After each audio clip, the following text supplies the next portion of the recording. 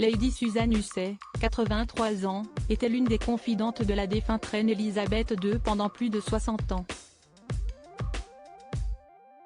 Lors d'une réception organisée par Camilla au palais de Buckingham le 29 novembre dernier en l'honneur de la conférence sur les violences faites aux femmes, la baronne d'Hussey a usé de propos racistes à l'encontre de Ngozi Fulani. Alors que la directrice de l'association contre les violences domestiques, Sista Space, participait à l'événement, Lady Susan lui aurait demandé à de multiples reprises, et ce, de manière insistante, « De quelle partie de l'Afrique êtes-vous » avait expliqué la militante sur son compte Twitter. Une question à laquelle Ngozi Fulani avait donné la réponse suivante, « Je suis née ici et je suis britannique ».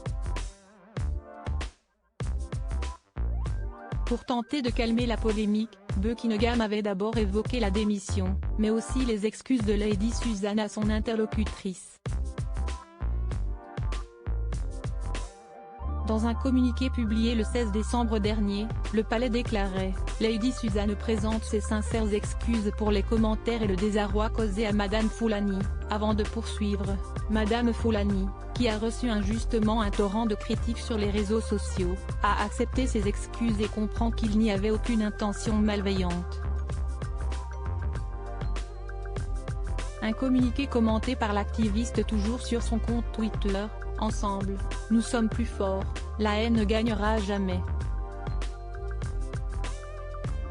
Supérieur à Rétro 2022, Charles III, les temps forts de l'année du nouveau roi de soutien dans les couloirs de Buckingham. Selon le journal anglais Le Mirror, une source a déclaré que la marraine du prince William avait reçu des soutiens de la part de ses amis.